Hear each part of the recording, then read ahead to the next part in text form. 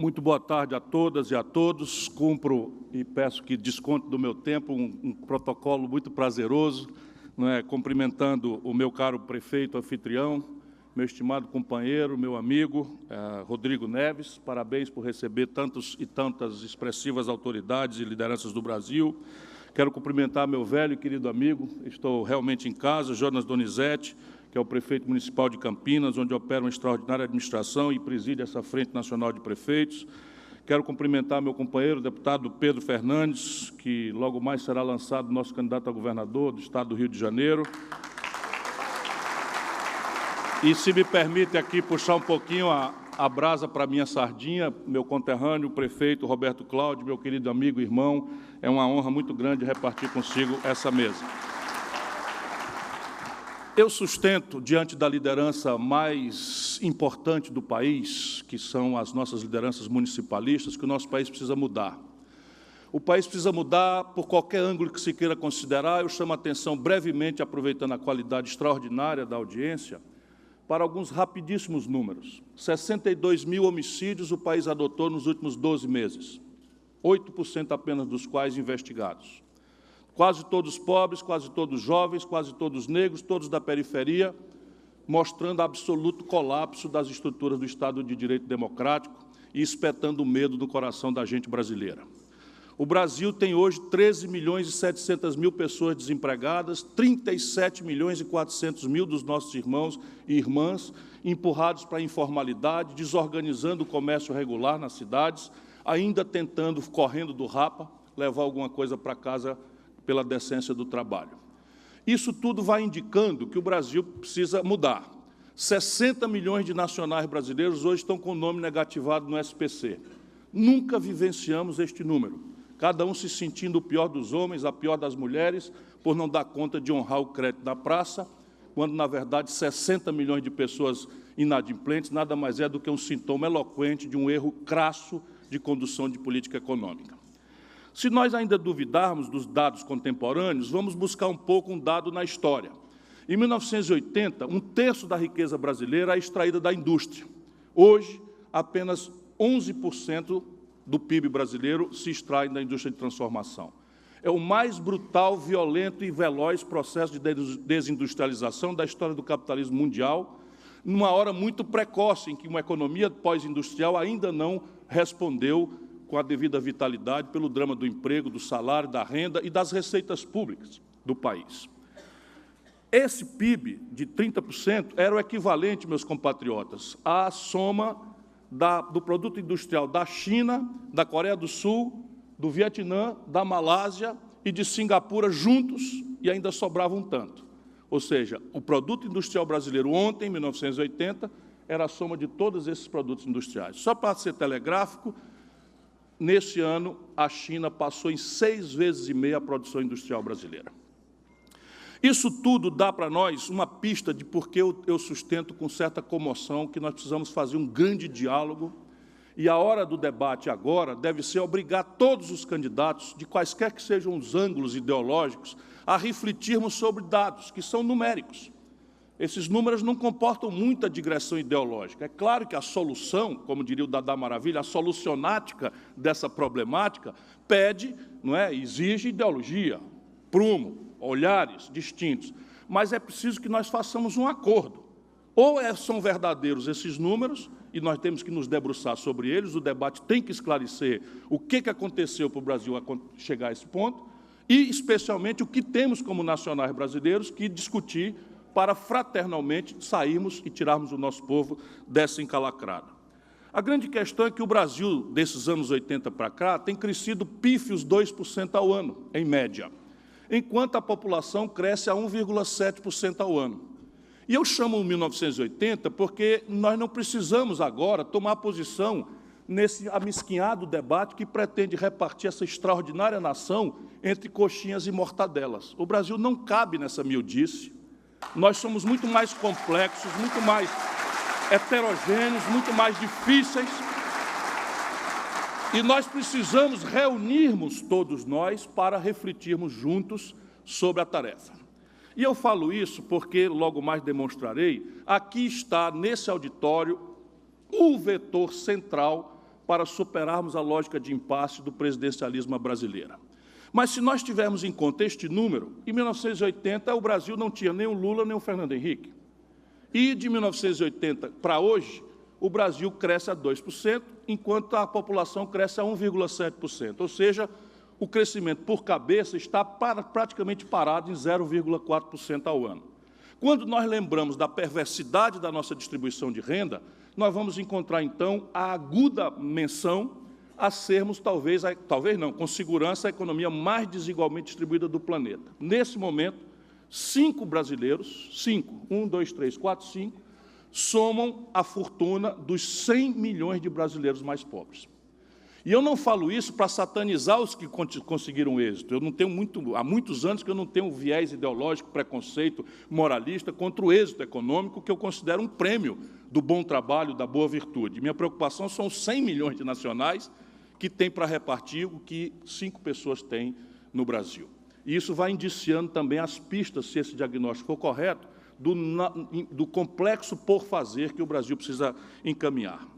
E aí nós chegamos ao tempo presente, para, aproveitando, volto a dizer, o brilho, a experiência, a capacidade de todas e de todos aqui, eu posso ser um pouco mais superficial e telegráfico. Presentemente, o Brasil está proibido de crescer, nem sequer os 2% médios, porque de tanto adiar a confrontação do redesenho de um projeto nacional de desenvolvimento, e é disso que se trata, penso eu, comovidamente, o Brasil chegou nas seguintes 3 interdições. Cada uma delas complexa, sofisticada e a exigir uma grande discussão envolvendo a verdadeira liderança do país, que não pode mais ser confinada a grupos de pressão, a pequenos grupos de interesse, a pequenos grupos de egoísmo, inclusive, nesta concentração de renda selvagem, que, infelizmente, é o produto derradeiro dessa nossa incapacidade de desenharmos o nosso novo projeto nacional de desenvolvimento. Interdição número 1, o explosivo e único endividamento das famílias e das empresas. Não é possível imaginarmos que, com um sistema financeiro concentrado como nós permitimos que acontecesse, apenas 5 bancos no Brasil hoje concentram 83% de todas as transações financeiras do país. Ou seja, 5 bancos concentram 83% de todo o crédito disponível no país, para o setor público e para o setor privado. Isso provocou os seguintes números, um deles eu já denunciei, o endividamento das famílias, 60 milhões de nacionais com nome sujo no SPC e no Serasa. E nas empresas, débito consolidado de 2 trilhões de reais, com 600 bilhões de reais dos quais caminhando aceleradamente para a contabilização de crédito de recuperação duvidosa. Portanto, o país não pode crescer porque falta o investimento das empresas e falta o consumo das famílias, que é um grande motor na nossa tradição de baixo nível de formação bruta de capital. Segunda razão, e essa imediatamente consulta uma questão estratégica de fundo, que vai demandar uma pacificação ideológica, ou pelo menos uma discussão mais clara, que consulte mais nossa inteligência do que nossos preconceitos, que é o fato de que o Brasil montou-se abrindo mão de projeto nacional e das suas consequências. Nós não temos uma política industrial e de comércio exterior consistente, não temos uma política de ciência e tecnologia consistente, não temos uma política, enfim, de defesa consistente, não temos uma política de relações exteriores consistente, porque isso tudo foi abominado na vã ilusão ideológica de que o laissez-faire, o individualismo espontaneísta do mercado, teria capacidade de resolver nossas equações estratégicas. Vale apenas um parênteses aqui. Para mim, a iniciativa privada é uma ferramenta essencial e indispensável ao êxito da sociedade humana. Portanto, não vai aqui nenhum preconceito, nenhum estigma, porque eu já sei, olhando a vida, estudando, que a iniciativa privada é insubstituível como motor do progresso humano, do progresso técnico-científico, do crescimento. Só que isto não é desenvolvimento.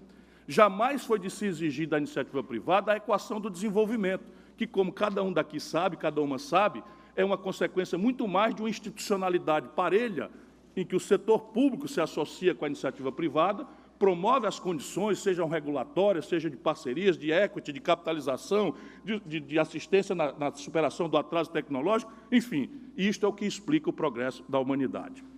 Pois bem, como nós abrimos mão disso, qualquer crescimento que o Brasil tenha experimentado imediatamente gera uma ruptura nas nossas contas com o estrangeiro. Ou seja, o ciclo de expansão do consumo, do real, que eu ajudei a fazer, quando nós encerramos a inflação, que era uma espécie de tributação, o povo ganha renda no dia seguinte e transforma essa renda no dia seguinte em consumo. Como nós não temos cuidado da estratégia de produção do país, essa explosão de consumo impõe uma plataforma de importação que o país não tem os dólares suficientes para honrar. Resultado, no curto tempo, arrebenta a taxa de câmbio, ou seja, a comparação do valor da nossa moeda com o dólar. Isso vira inflação, por caminhos que todos aqui conhecem, e a gente pode explicitar em outra ocasião, não quero lhes cansar para além do que já estou fazendo.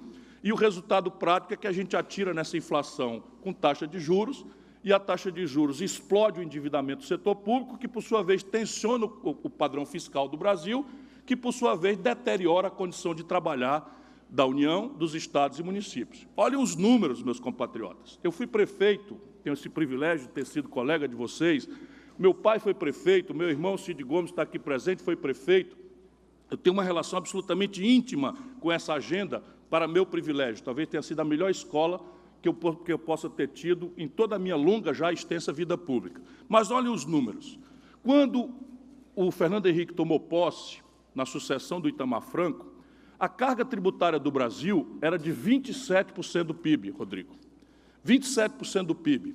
A dívida pública tinha levado 500 anos de história nacional desenvolvimentista para se arredondar em 38% do PIB. Quando esta brincadeira, de prostração neoliberal se impõe ao Brasil, olha os números, 8 anos apenas depois, a dívida pública explode de 38% para 78% do PIB, e a função dessa dívida explosiva, além de uma certa concessão de privilégios na Previdência, o Brasil explode a sua carga tributária de 27% para 36,5% do PIB. Mas faz como? Através de contribuições que subtraem os estados e municípios da partilha dessas receitas. Resultado, todo o galope da carga tributária, que frauda o espírito municipalista e federativo da Constituição de 88, é feito por um galope de contribuições parafiscais, que todos sabem, não são partilhadas com os municípios. Contribuição social sobre o lucro líquido, PIS, COFINS, um certo tempo muito duradouro para o CPMF, são os exemplos mais chocantes disso. Na mesma parte, como a crise explode as tensões sociais e a pobreza desdobra-se em demandas novas, isso vai agravando as tensões sobre o orçamento fiscal das unidades federativas, de maneira que hoje 17 dos 27 estados brasileiros se aproximam da iliquidez e mais de 60% dos municípios brasileiros estão já assim, avizinhados aos padrões prudenciais da Lei de Responsabilidade Fiscal. Resultado prático, Brasília manda dizer que, doravante, os professores têm um piso nacional de salários. Muito justo, para quem quer dar prioridade. Mas e como é que os municípios pagam? Depois, Brasília manda dizer que os agentes comunitários de saúde têm um piso nacional de salários. Muito justo, porque merecem e precisam ter um piso nacional de salário. Mas como é que os municípios pagam? E por aí nós vamos desdobrando uma contradição, com a contradição que não encontra ouvido nesse necessário diálogo nacional. E aí chegamos ao terceiro fator que impede o país de crescer, o mais grave colapso fiscal da nossa história contemporânea. Não pelo fluxo, porque nós já assistimos 2 anos atrás um déficit nominal primário de 180 bilhões de reais, e o ano passado desceu para 130. Portanto, teoricamente, estaríamos até um bom caminho de regressão desse déficit primário. Mas tudo que se põe de déficit primário vai para a dívida, e isto é tabu. E nós precisamos conversar no concreto sobre isso, porque isso é um assunto dramaticamente objetivo. A dívida pública bruta do Brasil hoje já se aproxima perigosamente dos 80% do PIB. Em valores nominais, companheirada, isso significa 4,580 trilhões de reais. E dívida não é propriamente um problema, dependendo do perfil. Pois bem, 26% dessa dívida, 1,184 bilhões de reais, vencem, meu caro prefeito, em 4 dias. Não há ajuste fiscal capaz de honrar este fluxo. E isso é o que aproxima a realidade brasileira da próxima administração. E isso é o que pede, suplica, roga que os brasileiros que temos responsabilidade estabeleçamos nossas diferenças de forma respeitosa, fraterna, porque o problema é tão grave, tão complexo, tão poderosamente ameaçador sobre a nação brasileira, que não é possível que um dono da verdade chegue em Brasília, não deixa que eu chuto e capaz de resolver. É preciso estabelecer um amplo diálogo e as soluções há. Mas elas serão todas doídas, sofridas. O Brasil, se quer voltar a crescer, única circunstância de cobrirmos os ganhos de produtividade da economia e de darmos oportunidade aos quase 2 milhões de garotos, rapazes e moças que por ano chegam ao mercado de trabalho no Brasil, nós precisamos sair dos 2% críticos de crescimento para algo não inferior a 5% do PIB. Para isso é preciso pôr em discussão, sem dogma de fé, sem substituição de um dogma de fé por outro, mas botando a nossa inteligência para refletir. Esta trempe que se montou numa madrugada de emergência e que virou uma coisa indiscutível no Brasil, o tal tripé macroeconômico. Então, de repente, pouco importa que o minério de ferro, quando o Lula entrega o governo para Dilma, estava sendo vendido a $190 a tonelada, e quando a Dilma é derrubada, a mesma tonelada de minério de ferro estava sendo vendida a 38.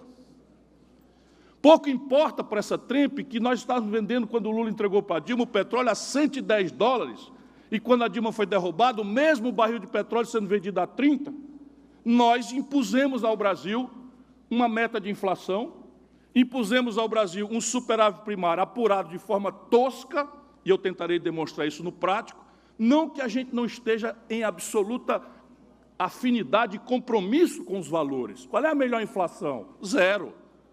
Qual é o melhor equilíbrio? Qual é a melhor conta para o fisco? Superávit o maior possível.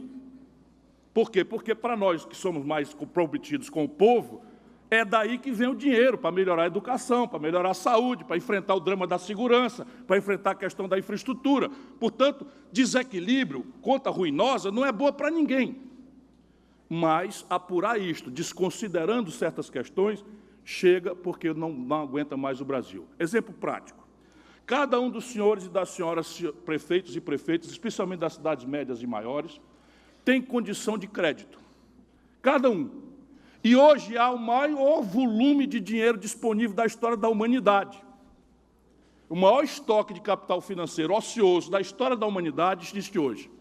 Portanto, loucos por local de aplicação, tanto em agências multilaterais quanto em linhas privadas, porque faz 10 anos o juro internacional é negativo.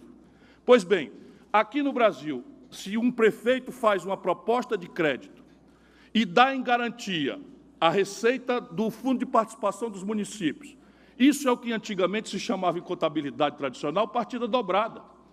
Qual é o risco que a União corre de inadimplência? Se ela tem a procuração para reter o Fundo de Participação como lastro garantidor. Sabe como é que a nossa lei classifica esse débito? A tempo presente. Então, eu contabilizo a tempo presente para fins de afirmar déficit e superávit e a receita futura, que está casada e garantida, eu desconsidero. Isso é pura estupidez. Isso é só um erro técnico crasso que tem feito um grande mal ao Brasil. E a consequência prática, repare bem, eu não estou falando de gastança nem de farra do boi. Estou falando o seguinte, se um prefeito tem como fazer um investimento que eu posso estudar, que vai multiplicar a sua eficiência, que vai qualificar o seu serviço público, que vai melhorar a sua economia e, portanto, enfrentar os problemas reais do povo, e se ele me dá, em contrapartida, o meu aval, que não é nada mais senão uma garantia, uma procuração para que eu retenha, isso é uma partida dobrada. É passivo-ativo casadinho da Silva, não tem zero razão para você contabilizar a tempo presente como gasto primário, um investimento que pode ser, evidentemente, regular para que não haja, por exemplo, empréstimo para a expansão de custeios, etc., etc., etc., embora seja de se discutir com clareza se educar o nosso povo é gasto com custeio. Se garantir a produtividade sistêmica de uma nação com saúde que não tenha 700 mil casos de malária na Amazônia, 600 mil casos de dengue no centro dinâmico, que vê a febre amarela voltar, se isso é gasto corrente igual papel higiênico e gasolina para o carro da polícia, podemos pôr em perspectiva, mas nem estou indo tão longe. Estou falando aqui que nós precisamos destravar as condições, porque a consequência de tudo isso é que esse ano de 2017 nós chegamos ao limite do paroxismo. A menor taxa de investimento da história do Brasil, desde que se mede a série histórica de 1947 para cá. O menor volume. E com esta PEC 95, muito pouco estudada, sem precedente internacional, haverá um garrote vil sobre a essencialidade do custeio das universidades e da rede pública de saúde. Então, repare bem, novidade, os senhores e as senhoras vão ter que pagar um piso nacional de salário dos agentes de saúde. Mas os repasses da União, como demonstrado aqui, vão despencar. Porque está estabelecido agora, por uma maluquice que não tem precedente no mundo, que a expansão do gasto só pode ser o nominal do ano passado mais a inflação. Se a inflação é de 3,56, como é que a gente expande, implantando o gasto com professores, o piso nacional de agente comunitário de saúde? É simplesmente uma incongruência estúpida que nós vamos ter que desmontar. Evidentemente, eu vou usar esses meus derradeiros 4 minutos, 3 minutos, para propor uma alternativa. O Brasil precisa recelebrar um projeto nacional de desenvolvimento. Cada palavra dessa quer dizer um conflito e quer dizer uma pista de uma estratégia. Projeto supõe nós abandonarmos de uma vez por todas a ilusão de que progresso humano, desenvolvimento é uma coisa que vai acontecer por acaso, espontaneamente. Nunca foi assim na história de nenhuma nação do planeta Terra. É preciso descobrir claramente, de novo, a virtude do planejamento. Estabelecer, por exemplo, que em meio século, em 50 anos, a nossa nação quer ter os padrões de evolução socioeconômica da França. Isso é perfeitamente praticável. E de 50 anos para cá, extraímos o que é que vai ser feito em 10 anos, em 20 anos, em 5 anos, para que a gente possa concentrar. Exemplo muito prático, muito prático. Por exemplo, todas as obras de infraestrutura de transporte de massa que há hoje no Brasil, anotadas pelo BNDES, todas juntas, custam 300 bilhões de reais. E dá para executá-las em 10 anos, 30 bilhões por ano, estabelecendo, por exemplo, um impacto fortíssimo, instantâneo, em emprego, de baixo nível de exigência de qualificação. Como tal, o país precisa trazer. Qual é a nossa meta em relação ao déficit habitacional? Qual é a nossa meta em relação ao saneamento básico? Para que você estabeleça, sem o stop and go, sem começa, para, desemprega, dissolve contratos, distrata contratos, chama o segundo lugar, uma lei estúpida de licitação que foi tirada em cima da perna,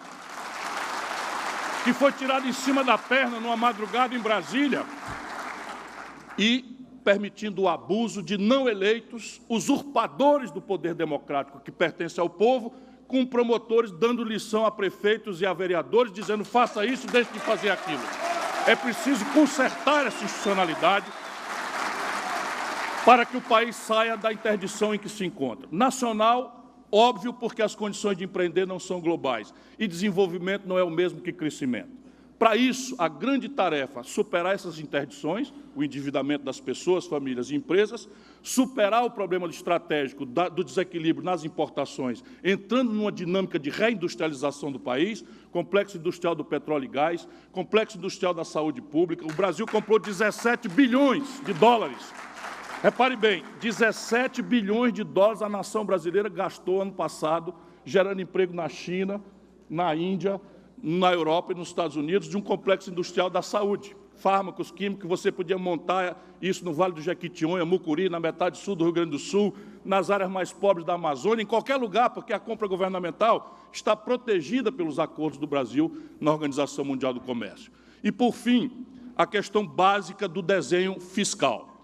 O desenho fiscal vai ter que nos confrontar com uma realidade. O sistema tributário brasileiro é ruim, ineficiente. Ele grava muito mais os pobres, porque prefere tributar indiretamente o consumo, e muito menos os ricos, que podem pagar mais. É preciso colocar em perspectiva essa discussão, sem ruptura de nenhuma natureza, mas isso é muito mais fácil falar do que fazer. E isso, então, nos meus 30 segundos derradeiros, eu concluo para afirmar, como disse no começo, essa instância aqui é essencial. Como assim? Tá bom, eu quero cumprir, eu sou o cumpridor das minhas obrigações. Mas eu termino, eu planejei. Basicamente é o seguinte, nós temos uma engenharia institucional assentada no impasse. Não temos que nos assustar com isso, temos que pôr luz nisso. O Congresso Nacional, no presidencialismo, não tem nenhuma responsabilidade com o monopólio do desenho institucional que ele possui. Não é para falar mal. O Congresso Nacional, no presidencialismo, tem um monopólio do desenho institucional, mas não tem nenhuma responsabilidade com a sustentabilidade da economia, com a sanidade dos serviços públicos, que é tarefa do Executivo. Resultado, deixado solto e ao sabor de pressões e contrapressões dos lobbies e grupos de pressão, a tendência é diminuir imposto e aumentar a despesa. Empurrar piso salarial para os outros pagar, é completamente compreensível isso. Como é que a gente sai disso? 4 providências. A primeira, propor antes, para que o debate não seja Chico contra Manel ou Rosa, evitar o caudilismo personalista, que é um traço desagradável da cultura política latino-americana, que o Brasil talvez seja o primeiro país dessa região que pode fazer um debate de ideias sem que as pessoas se considerem inimigas entre si. Volto a insistir nesse ponto. Segundo, desde Dutra até aqui, todos os presidentes se elegeram com minoria no Congresso, e todos, sem exceção de nenhum, tiveram poderes quase imperiais nos 6 primeiros meses a um ano. Portanto, o tempo da reforma são os 6 primeiros meses. Quarto, vou pular o terceiro, porque é com ele que eu quero terminar. Quarto, persistindo e somente assim, persistindo no impasse, dar o passo adiante da democracia representativa que ainda nos aferra ao século XIX para uma democracia moderna de alta energia popular, convocando o nosso povo a resolver os impasses através de plebiscitos e referendos, votando diretamente. Mas a terceira, que é com a que eu planejei terminar aqui, depende de vossas mercês. O Brasil tem uma tragédia hoje acontecendo, e em toda tragédia, meu espírito otimista me recomenda, há um lado bom.